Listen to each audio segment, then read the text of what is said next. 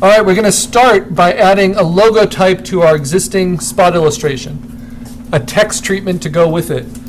And what we can do is just start with a black and white version. In fact, I'm going to open up my black and white PNG and my color PNG. Both of them I will open in Illustrator. Now, PNG is a raster format, and I am not going to vectorize it. Instead, I'm just going to keep it floating there and lock it and then make a new layer on top. And this is where I'll try out text in this new layer.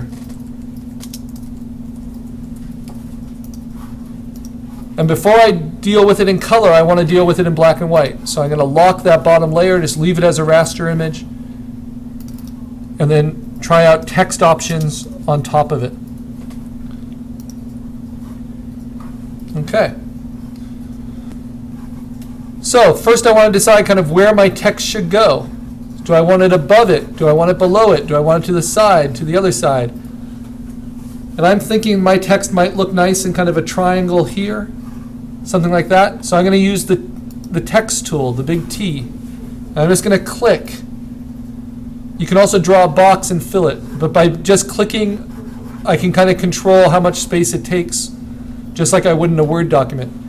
And the first thing I'm going to do is I'm going to change my font size to really big, something I can see. And you can type this in too if you want it bigger. So I can put in 96 point. And that can be nice and large. Okay, and then you're going to pick the font you want. So I found some that I was interested in using on a website called Dafont, D-A-F-O-N-T. And I downloaded them and loaded them into my computer. And the first one I liked was Harabara. So I select that font. And I'm going to type in my text, which I'm going to use all capitals, which is a really pretty common thing to do with logo types and t-shirt text, because capitals automatically space themselves pretty evenly. Okay, so right now that looks really boring, but that's one solution. Because I'm in the text tool, just like in a Word document, I can select that text and Command-C, copy it. I can lock that.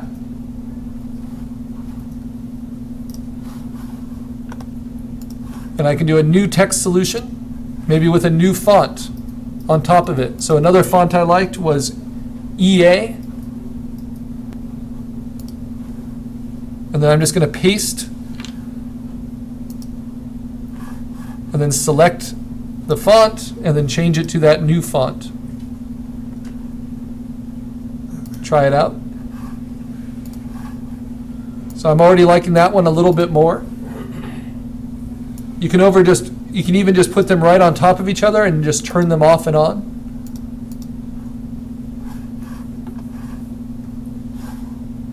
You can even just select and copy. So copy and then paste in place.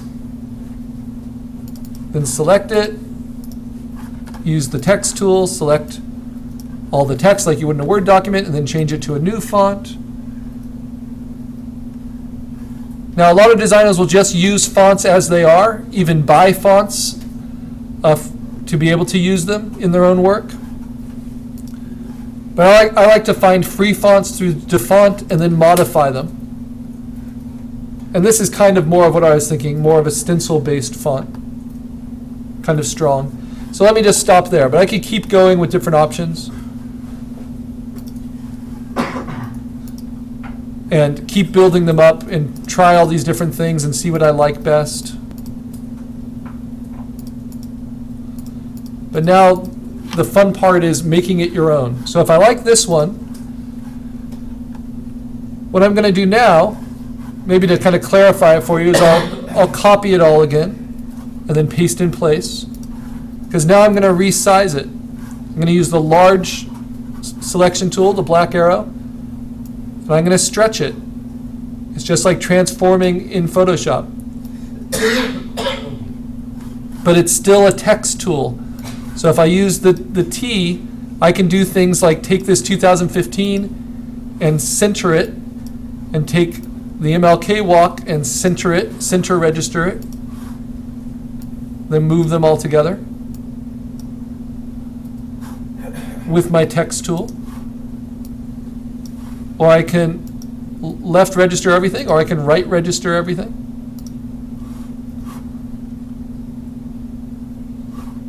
I'm not sure yet what works best. I can also play with the sizes. And actually, this is my trick. So while there's still a text tool, I build a space in between each letter.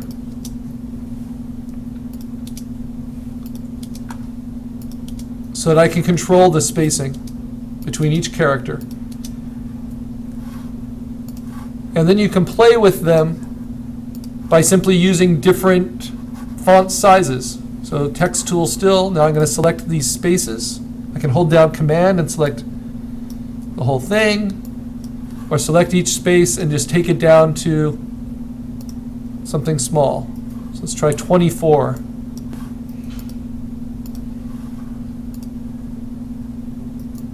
But then maybe I want to leave the extra space between the two words. This is what's called kerning in font design. How much space you leave between your letters. And it does not need to always be the same. So the M has a lot of nice space there. The W feels like it needs maybe a little less space. So I can take that down to maybe 18, maybe even 16 or 14. I'd like to give this L maybe a little bit more space. So I'm going to select that space and make it a little bit wider.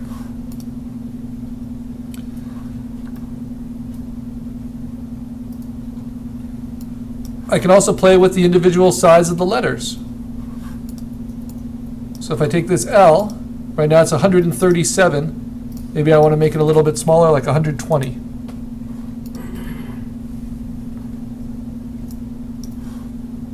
I'll try that with the rest as well, because that's not as important as these.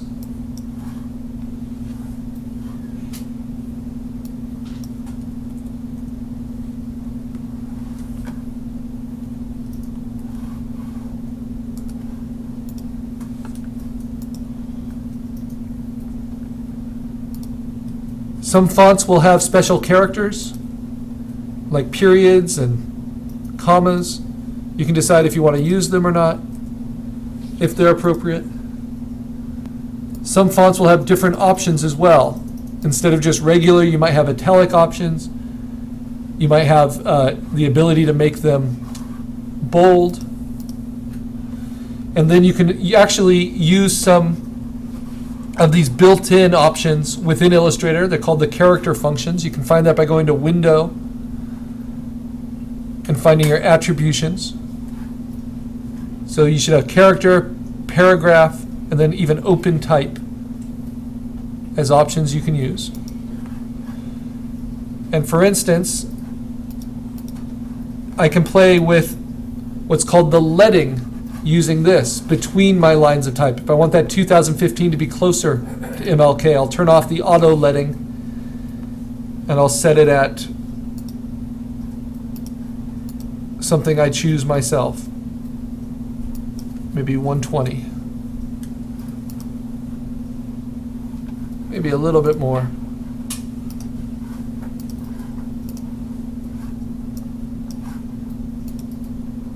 You can do these exact same things in Photoshop as well. 140. Maybe I want this all to be a little bit bigger. And you can also use your text, your character box here to change your font sizes.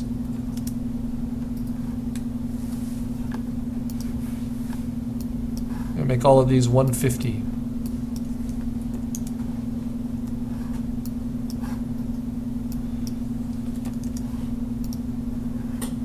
The great thing about using digital is that you can try out lots of different options.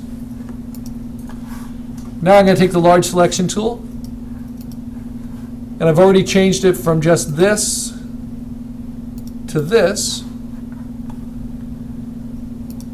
And And now I'm going to decide if I want to stretch it more or compress it more, fit it into the space I want.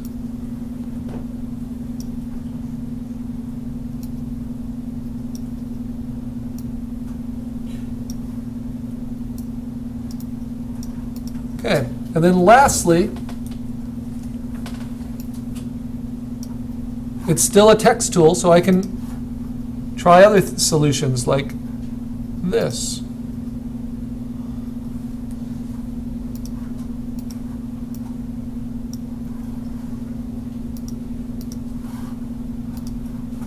Align them differently.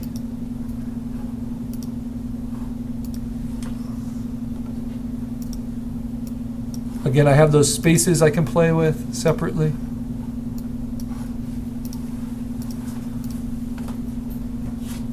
But you can also do that through the character option. This is, you have auto kerning, and you can decrease your kerning. You can increase it. Let's see. Right there. And then, of course, the leading in between.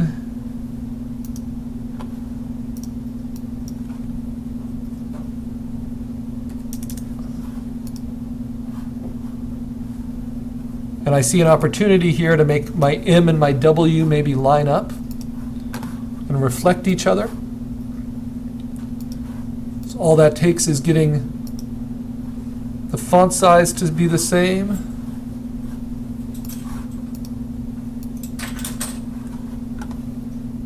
So let's standardize it. Let's make it 150 there for the W.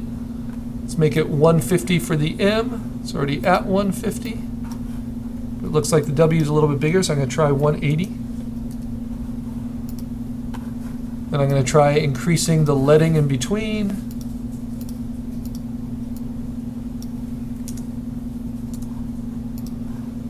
Good, and then I'm going to try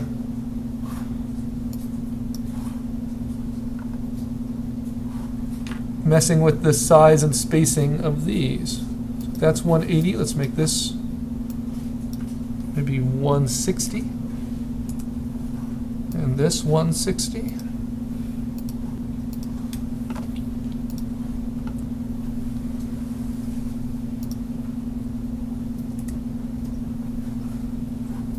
And let's just increase the kerning between.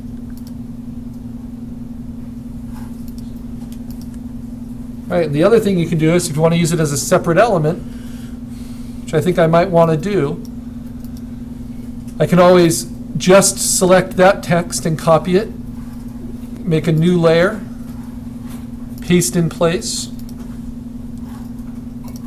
just have this MLK to work with.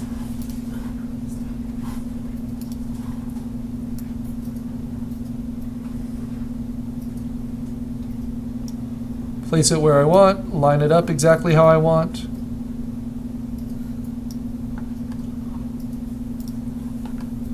That's working pretty well. Then I just have to get rid of the MLK from this layer. Use the text tools, just delete it here.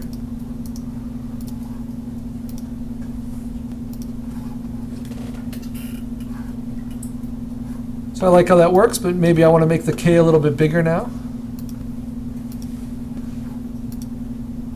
Not that big. Let's try 140. And now that they're separate text elements, I can kind of slide them against each other in whatever way works. I can also use the large selection tool and stretch them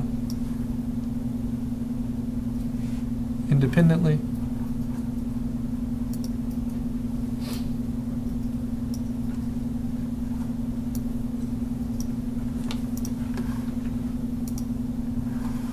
All right, so that's kind of a nice black font design to go with my image. I'm going to select all of it, move it over. And the next step is going to be converting it to vectors and then playing with that.